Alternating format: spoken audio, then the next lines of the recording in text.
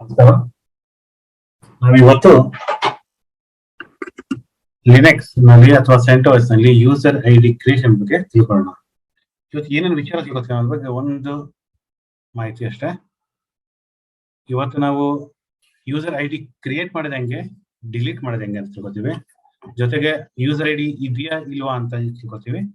ಆಮೇಲೆ user ಐಡಿಗೆ ID ಹೆಂಗೆ ನಾವು ಅಸೈನ್ ಮಾಡೋದು ಅನ್ನೋದ್ರೊಳಗೆ ತಿಳ್ಕೊತೀವಿ ಇವತ್ತು ಈ ವಿಡಿಯೋದಲ್ಲಿ. ಈಗ ಶುರು ಮಾಡೋಣ ಪ್ರಾಕ್ಟಿಕಲ್. ನೀವು ಟರ್ಮಿನಲ್ ಹೋಗೋಣ, ರೈಟ್ ಕ್ಲಿಕ್ ಮಾಡಿ ಓಪನ್ ಟರ್ಮಿನಲ್ ಅಂತಾರ ಕೊಡ್ಬೋದು,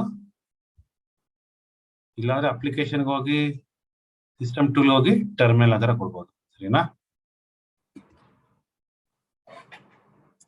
ನಿಮ್ಗೆ ನಾರ್ಮಲ್ ಯೂಸರ್ ಮತ್ತೆ ರೂಟ್ ಯೂಸರ್ ಅಂತ ಹೆಂಗ್ ಗೊತ್ತಾಗುತ್ತೆ ಅಂದ್ರೆ, ಡಾಲರ್ ಸಿಂಬಲ್ ಇದ್ರೆ ನಾರ್ಮಲ್ ಯೂಸರ್, ಓಕೆನಾ? ಅದೇ ರೂಟ್. ಈಗ ನಾನು ರೂಟ್ ಲಾಗಿನ್ ಆಗಿದ್ದೀನಿ, ನಿಮ್ಗೆ ಆಮೇಲೆ ಹೇಳ್ಕೊಡ್ತೀನಿ. ಓಕೆ, ಈ ಆಶ್ ಸಿಂಬಲ್ ಇದೆ, ಅವನು ರೂಟ್ ಅಂತ, ಅಂದ್ರೆ ಎಲ್ಲ ಇರುವಂತ ಒಬ್ಬ ಯೂಸರ್ ಅಂತ. ಈಗ ಯೂಸರ್ ನ ಒಂದು ಯೂಸರ್ ಐಡಿ ಕ್ರಿಯೇಟ್ ಮಾಡಿ ನೋಡೋಣ. ಯೂಸರ್ ಆಡ್ ಅಂದ್ರೆ ಯೂಸರ್ ನಾನು ಕ್ರಿಯೇಟ್ ಮಾಡ್ತೀನಿ.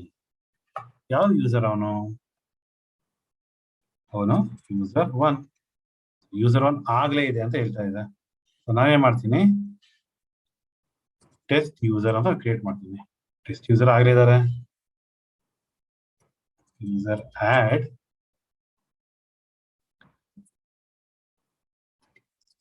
ಅಡ್ಮಿನ್ ಅಂತ ಕೊಡ್ತೀನಿ. ಒಂದು ಯೂಸರ್ ಅಡ್ಮಿನ್ ಅನ್ನೋ ಒಂದು ಯೂಸರ್ ನಾನು ಕ್ರಿಯೇಟ್ ಮಾಡಿದ್ದೀನಿ. ಆಮೇಲೆ ಇನ್ನೊಂದು ಯೂಸರ್ ಕ್ರಿಯೇಟ್ ಮಾಡುವ, ಯೂಸರ್ ಆಡ್ ಅಡ್ಮಿನ್ 2 ಅಂತ ಕ್ರಿಯೇಟ್ ಮಾಡಿದ್ದೀನಿ. ಸರಿನಾ? ಈಗ ಪಾಸ್ವರ್ಡ್ ಹೆಂಗ್ ಅಸೈನ್ ಮಾಡೋದು ನಾವು ಇದಕ್ಕೆ? ಪಾಸ್ವರ್ಡ್ಗೆ WORD ಇಲ್ಲ, ಬರೀ ಕೇವಲ WD ಅಡ್ಮಿನ್. ನಾವು ಯಾರಿಗೆ ಪಾಸ್ವರ್ಡ್ ಅಸೈನ್ ಮಾಡ್ತೀವಿ, ಅಡ್ಮಿನ್ ಅಸೈನ್ ಮಾಡ್ತಿದ್ದೀವಿ. ಎಂಟರ್. ಈಗ ನೀವು ಪಾಸ್ವರ್ಡ್ ನ ಹಾಕ್ಬೇಕು, ಎಂಟರ್ ಮಾಡಬೇಕು. ಆದ್ರೆ ಅದು ಕಾಣಿಸಲ್ಲ. ನಾ ಕೊಟ್ಟಿದ್ದು 8ಕ್ಕಿಂತ ಕಮ್ಮಿ ಇದೆ, ಅದಕ್ಕೋಸ್ಕರ ಅದೇ ಬರ್ತದೆ 8 ಇದೆ ಅಂತ. But it successfully updated. ನಾವು ಎಲ್ಲಿ ಚೆಕ್ ಮಾಡೋದು ಆಗಿದ್ಯಾ ಇಲ್ವಾ ಅಂತ? ಅದಕ್ಕೆ ಏನ್ ಮಾಡ್ತಾರೆ, ಕ್ಯಾಟ್ /etc ಪಾತ್. ಈ ಪಾತಲ್ಲಿ ಹೋಗಿ ಶ್ಯಾಡೋ ಅಂತ ಒಂದು ಇದೆ, ಅಲ್ಲೋಗಿ ಚೆಕ್ ಮಾಡ್ಬೇಕು. ನೋಡಿ, ಇಲ್ಲಿ ಅಡ್ಮಿನ್ ಅಂತಾನೆ ಕ್ರಿಯೇಟ್ ಆಗಿದೆ, ಅಡ್ಮಿನ್ 2 ಅಂತಾನೆ ಕ್ರಿಯೇಟ್ ಆಗಿದೆ. ನೀವೊಂದು ಗಮನಿಸ್ಬೇಕು, ಅಡ್ಮಿನ್ಗೆ ತುಂಬಾ ಏನೇನೋ ಇದೆ ಇಲ್ಲೆಲ್ಲ ನೋಡಿದ್ರೆ, ಆಲ್ಫಾಬೆಟ್ ಏನೇನೋ ಆಗಿದೆ. ಆದ್ರೆ ಅಡ್ಮಿನ್ 2ಗೆ ಇದಾಗಿಲ್ಲ. ಯಾಕಾಗಿಲ್ಲ ಅಂತಂದ್ರೆ, ನಾವು ಅಡ್ಮಿನ್ 2ಗೆ ಪಾಸ್ವರ್ಡ್ ಹಾಕಿಲ್ಲ, ಅದರಿಂದ ಅದು ಎನ್ಕ್ರಿಪ್ಟ್ ಆಗಿಲ್ಲ. ಎನ್ಕ್ರಿಪ್ಟ್ ಆಗಿದ್ರೆ ಅದು ಈ ರೀತಿ ಬರುತ್ತೆ. ಇಲ್ಲಿ ನೋಡಿ, ಎಷ್ಟೊಂದಕ್ಕೆ ನಿಮ್ಗೆ ಎನ್ಕ್ರಿಪ್ಟ್ ಆಗಿದೆ, ಅದರಿಂದ ಅದು ಈ ತರ ಕಾಣ್ತಾ ಇದೆ. ಯಾವ್ದಕ್ಕೆ ಎನ್ಕ್ರಿಪ್ಟ್ ಆಗಿಲ್ಲ, ಅದಕ್ಕೆಲ್ಲ ಜಸ್ಟ್ ನಾರ್ಮಲ್ ಆಗಿ ಹೆಂಗಿದೆ ಅದನ್ನ ಚೆಕ್ ಮಾಡೋಣ. ಅದನ್ನ ಇನ್ನೊಂದ್ಸಲಿ. ಇದು ಒಂದು ವಿಧ ಯೂಸರ್ ಐಡಿ ಇದರ ಅಂತ. ಇದರಿಂದ ಏನ ಗೊತ್ತಾಗುತ್ತೆ, ಎಲ್ಲಾ ಯೂಸರ್ ಐಡಿನ ಗೊತ್ತಾಗುತ್ತೆ, ಯಾವ್ಯಾವ ಯೂಸರ್ ಇದಾನೆ ಅಂತ ಎಲ್ಲ ಗೊತ್ತಾಗುತ್ತೆ. ಆಮೇಲೆ ಇದರಲ್ಲಿ ಪಾಸ್ವರ್ಡ್ ಆಗಿದೆಯಾ ಇಲ್ವಾ ಅಂತಾನೆ ಗೊತ್ತಾಗುತ್ತೆ. ಈಗ ನಾನು ಅದು ಬರೀ ನನಗೆ ಎಲ್ಲಾದ್ರೂ ನೋಡೋ ಪರ್ಟಿಕ್ಯುಲರ್ ಒಬ್ಬ ಯೂಸರ್ ಮಾತ್ರ ನೋಡ್ಬೇಕು. ಅವಾಗ ಏನ್ ಮಾಡ್ಬೇಕು, ID/admin ಅಂತ ಟೈಪ್ ಮಾಡಿ ಎಂಟರ್ ಕೊಟ್ರೆ ನೋಡಿ, ಒಂದು ಐಡಿ ಕ್ರಿಯೇಟ್ ಆಗಿದೆ, ಅಡ್ಮಿನ್ ಐಡಿ ಕ್ರಿಯೇಟ್ ಆಗಿದೆ ಅಂತ ಬರ್ತದೆ. ಇದು ಔಟ್ಪುಟ್ ಬಂದ್ರೆ ಐಡಿ ಕ್ರಿಯೇಟ್ ಆಗಿದೆ ಅಂತ ಅರ್ಥ. ಅದ್ರ ಯೂಸರ್ ಐಡಿ ಬಂದ್ಬಿಟ್ಟು 10009 ಅಂತ ಇದೆ. ಗ್ರೂಪ್ ಐಡಿ ಎಲ್ಲ ಬೇರೆ ಬೇರೆ ಇದೆ. ಅದೇ ರೀತಿ ID2 ಕೊಟ್ಟು ನೋಡೋ, ಅಡ್ಮಿನ್ 2ಗೆ ಅದಕ್ಕೂ ಕ್ರಿಯೇಟ್ ಆಗಿದೆ, ಅದಕ್ಕೂ ಇದಾಗಿದೆ. ಸರಿನಾ? ನೋಡಿ, ಅದಕ್ಕೂ ಒಂದು ಗ್ರೂಪ್ ಐಡಿ ಇದೆ, ಅಡ್ಮಿನ್ ಐಡಿ ಎಲ್ಲ ಇದೆ, ಅದು ಅಸೈನ್ ಆಗಿದೆ. ಇದು ಎರಡನೇ ವಿಧ. ಒಂದನೇ ವಿಧ ನಾವು ಈ ಪಾತ್ಗೆ ಹೋಗಿ ಚೆಕ್ ಮಾಡಬಹುದು.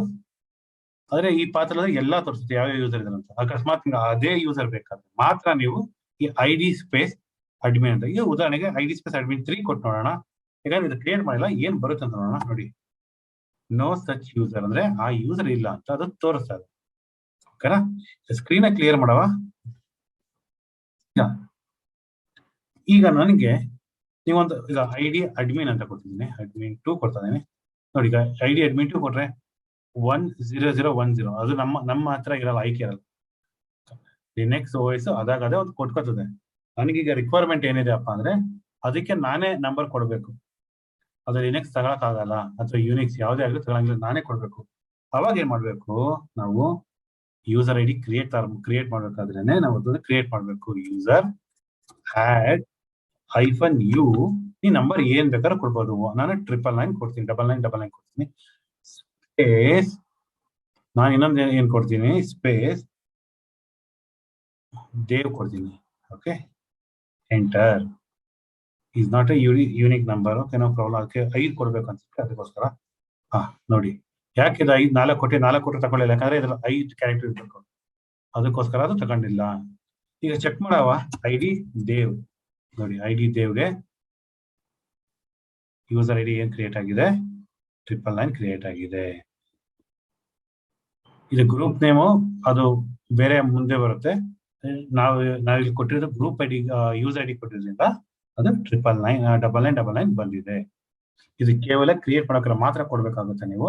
ಅದಾದ್ಮೇಲೆ ಮಾಡಿಫೈ ಮಾಡಕ್ ಆಪ್ಷನ್ ಇರಲ್ಲ, ಸದ್ಯಕ್ಕಿಲ್ಲ. ಮುಂದೆ ಗೊತ್ತಿಲ್ಲ, ಸದ್ಯಕ್ಕಿಲ್ಲ. ಅಕಸ್ಮಾತ್ ಇದ್ರೆ ನಾವು ಕಮೆಂಟ್ ಸೆಕ್ಷನ್ ಅಲ್ಲಿ ಅಥವಾ ಡಿಸ್ಕ್ರಿಪ್ಷನ್ ಅಪ್ಡೇಟ್ ಮಾಡ್ತೀವಿ, ಸರಿನಾ? ಈಗ ಯೂಸರ್ನ ಡಿಲೀಟ್ ಮಾಡಿದೆ ಹೆಂಗೆ ಅಂತ ಒಂದು ನೋಡೋಣ. ಅದಕ್ಕೆ ಸಿಂಪಲ್ ಆಗಿದೆ, ಯೂಸರ್ ಡೆಲ್ ಅಡ್ಮಿನ್ ಅಂತ ಕೊಡವ, ಅಥವಾ user 1 Kodava. User 1 user delete ಆಗಿದೆ, ಸರಿನಾ? ಈಗ ಏನ್ ಮಾಡವ, ಯೂಸರ್ ಡೆಲ್ -r ಕೊಟ್ಟು ಯೂಸರ್ 2 ಕೊಡ್ತೀನಿ. ಜಸ್ಟ್ ಒಂದು ಉದಾಹರಣೆ ಅಷ್ಟೇ, ಆಯ್ತಾ? ಎರಡೂ ಎಕ್ಸಿಕ್ಯೂಟ್ ಆಯ್ತು. User del space user name, user del space -r space user name ಕೊಟ್ಟಿದ್ದೀನಿ, ಎರಡು ಎಕ್ಸಿಕ್ಯೂಟ್ ಆಯ್ತು. ಅಂದ್ರೆ ಔಟ್ಪುಟ್ ಬಂದಿದೆ. ಆದ್ರೆ ನಾನು ಇನ್ನೊಂದ್ಸಲಿ ಈಗ ನಾನು ಯೂಸರ್ ಆಡ್ ಯೂಸರ್ 1 ಕೊಟ್ಟು ನೋಡೋಣ. ಡಿಲೀಟ್ ಆಗಿದೆ ಅಲ್ವಾ, ಕೊಟ್ಟು ನೋಡೋಣ ಏನಂತ ಹೇಳ್ತದೆ. Warning, the home directory already exist. ಏನಂತ ಹೇಳ್ತದೆ ಅಂದ್ರೆ, ನಾನು ಡಿಲೀಟ್ ಮಾಡಿದಾಗ, ನಾನು ಡಿಲೀಟ್ ಮಾಡಿದಾಗ ಅದು ಕೇವಲ ಯೂಸರ್ ಐಡಿ ಡಿಲೀಟ್ ಮಾಡಿದೆ ಹೊರತು ಅದರ ಹೋಮ್ ಡೈರೆಕ್ಟರಿ ಡಿಲೀಟ್ ಮಾಡಿಲ್ಲ. ಆ ಹೋಮ್ ಡೈರೆಕ್ಟರಿ ಕಾಪಿ ಅಲ್ಲೇ ಇದೆ. ನಾನು ಯಾವಾಗ -r ಯೂಸ್ ಮಾಡ್ತೀನಲ್ಲ, ಈ -r ಅದು ಕೇವಲ ಯೂಸರ್ ಐಡಿ ಮಾತ್ರ ಡಿಲೀಟ್ ಮಾಡಲ್ಲ, ಅದ್ರ ಹೋಮ್ ಡೈರೆಕ್ಟರಿ ಸಂಬಂಧಪಟ್ಟ ಎಲ್ಲ ಡೈರೆಕ್ಟರಿಗಳು, ಅದು ಫೋಲ್ಡರ್ಗಳು ಏನಿದೆ ಅದು ಡಿಲೀಟ್ ಮಾಡುತ್ತೆ. ಈಗ ಉದಾಹರಣೆಗೆ ನೋಡೋಣ, ಯೂಸರ್ ಆಡ್ ಯೂಸರ್ 2. ಯೂಸರ್ 1ಗೆ ನಮ್ಗೆ ಎರರ್ ಬಂತು, ಯೂಸರ್ 2ಗೆ ಎರರ್ ಬರಲ್ಲ. ಯಾಕೆ ಬರ್ಲಿಲ್ಲ, ನಾವು ಅದನ್ನ -r ಯೂಸ್ ಮಾಡಿದ್ವಿ, ಅದರಿಂದ ಅದು ಬರಲಿಲ್ಲ. ಈಗ ಯೂಸರ್ ಡೆಲ್ -r ಯೂಸರ್ 1 ಕೊಟ್ಟು ನೋಡೋಣ. ನೋಡಿ, ಡಿಲೀಟ್ ಆಯ್ತು. ಡಿಲೀಟ್ ಆಗಿಲ್ಲ, ಎರರ್ ತೋರಿಸ್ತದೆ. ಈಗ ಕ್ರಿಯೇಟ್ ಆಗಲಿಲ್ಲ, ಅದು ಕ್ರಿಯೇಟ್ ಆಗಲಿಲ್ಲ, ಎರರ್ ಹೊಡಿತದೆ, ಅದು ಕ್ರಿಯೇಟ್ ಆಗಲಿಲ್ಲ. ಅದರಿಂದ ಯೂಸರ್ 2 ಡಿಲೀಟ್ ಆಯ್ತು. ಯಾವಾಗ -r ಉಪಯೋಗಿಸ್ತೇವಲ್ಲ, ಆಗ ಅದು ಸಂಪೂರ್ಣವಾಗಿ ಡಿಲೀಟ್ ಆಗುತ್ತೆ, ಸರಿನಾ? ಬನ್ನಿ ಇವತ್ತು ಏನಂತ ಕಲ್ತು ಅದ್ರ ಬಗ್ಗೆ ತಿಳ್ಕೊಳ್ಳೋಣ. ಅದಕ್ಕಿಂತ ಏನೊಂದಿದೆ, cat/etc/ ನೋಡಿ, ನೀವು ಇಲ್ಲಿ ಬಂದ್ ಕೂಡ, ಈ ಪಾತ್ಗೆ ಬಂದ್ ಕೂಡ ನೀವು ನೋಡಬಹುದು. ಏನ್ ನೋಡ್ಬೋದು, ಆ ಯೂಸರ್ ಐಡಿ ಕ್ರಿಯೇಟ್ ಆಗಿದೆಯಾ ಇಲ್ವಾ ಅಂತ ನೀವು ಇಲ್ಲಿ ಈ ಪಾತ್ಗೆ ಬಂದು ಕೂಡ ನೀವು ನೋಡಬಹುದು, ಸರಿನಾ? ಇಲ್ಲ ಅಂತಂದ್ರೆ ನೀವು ಇನ್ನೊಂದು ವಿಚಾರ ಅಂದ್ರೆ /shadow ಇಲ್ಲಿಗೆ ಬಂದಾದ್ರೂ ನೀವು ನೋಡಬಹುದು. ನೋಡಿ, ಇಲ್ಲೂ ಬಂದು ನೋಡಬಹುದು. ಇಲ್ಲಪ್ಪ, ನನಗೆ ಕೇವಲ ಕೊನೆ 10 ಮಾತ್ರ ಬೇಕು, ನಂಗೆ ಪೂರ್ತಿ ಬೇಕಾಗಿಲ್ಲ ಅಂದ್ರೆ ಏನ್ ಮಾಡ್ಬೋದು, ನೀವೊಂದು ಇದನ್ನ ಪೈಪ್ ಅಂತ ಕರೀತಾರೆ, ಈ ಸಿಂಬಲ್ ನ ನೀವು ಎಂಟರ್ ಮೇಲ್ಗಡೆ ಇರ್ತದೆ, ಬ್ಯಾಕ್ ಸ್ಪೇಸ್, ಅದನ್ನ ಶಿಫ್ಟ್ ಪ್ರೆಸ್ ಮಾಡಿದ್ರೆ, ಶಿಫ್ಟ್ ಜೊತೆಗೆ ಬ್ಯಾಕ್ / ಪ್ರೆಸ್ ಮಾಡಿದ್ರೆ ನಿಮ್ಗೆ ಪೈಪ್ ಬರುತ್ತೆ. ಅಲ್ಲಿ ಟೇಲ್ ಅಂತ ಕೊಡಿ, ಅದು ಕೇವಲ ಕೊನೆ 10 ಮಾತ್ರ ತೋರಿಸ್ತದೆ. ಕ್ಲಿಯರ್ ಮಾಡಿ ತೋರಿಸ್ತೀನಿ ನೋಡಿ. ಕೇವಲ 10 ಮಾತ್ರ, ಕೊನೆಯಿಂದ 10 ಮಾತ್ರ ತೋರಿಸ್ತು, ಕೊನೆ 10 ಲೈನ್ ಮಾತ್ರ ತೋರಿಸುತ್ತೆ. ಅದೇ ನಾನು ಟೇಲ್ ಜಾಗದಲ್ಲಿ 8 ಕೊಟ್ರೆ ಮೇಲ್ಗಡೆಯಿಂದ 10 ತೋರಿಸುತ್ತೆ, ಅಂದ್ರೆ ತಲೆಯಿಂದ 10 ತೋರಿಸುತ್ತೆ. ನಿಮ್ ಮುಂದೆ ಇದ್ರ ಬಗ್ಗೆ ಕ್ಲಾಸ್ ಇದೆ, ಅದ್ರ ಹೇಳ್ಕೊಡ್ತೀನಿ.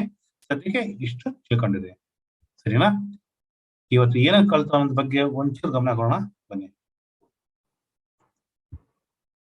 ಇವತ್ತು ನಾವು ಏನೇನು ಕಲ್ತು, ಯೂಸರ್ ಐಡಿ ಕ್ರಿಯೇಟ್ ಮಾಡೋದು ಹೆಂಗೆ ಅಂತ ಕಲ್ತು, ಯೂಸರ್ ಐಡಿ ಡಿಲೀಟ್ ಮಾಡೋದು ಹೆಂಗೆ, ಜೊತೆಗೆ ಯೂಸರ್ ಐಡಿ ಹೋಮ್ ಡೈರೆಕ್ಟರಿ ಕೂಡ ಡಿಲೀಟ್ ಮಾಡೋದು ಹೆಂಗೆ ಅಂತ ಕಲ್ತ್ಕೊಂಡು, ಆಮೇಲೆ ಪಾಸ್ವರ್ಡ್ ಎನ್ಕ್ರಿಪ್ಟ್ ಆಗಿದ್ಯಾ ಇಲ್ವಾ ಅಂತಾನು ಕಲ್ತ್ಕೊಂಡು, ಆಮೇಲೆ ಅದಕ್ಕೆ ಐಡಿ ಹೆಂಗ್ ಸೆಟ್ ಮಾಡೋದು, ಯೂಸರ್ ಐಡಿ ಹೆಂಗ್ ಸೆಟ್ ಮಾಡೋದು ಕಲ್ತ್ಕೊಂಡು, ಮತ್ತೆ ಪಾಸ್ವರ್ಡ್ ಮತ್ತೆ ಯೂಸರ್ ಐಡಿ ಪಾತ್ ಎಲ್ಲಿದೆ ಹೋಗ್ಬೇಕು ಅನ್ನೋದು ಕೂಡ ನಾವು ಇವತ್ತಿನ ಕ್ಲಾಸಲ್ಲಿ ಕಲ್ತ್ಕೊಂಡಿದ್ದೀವಿ.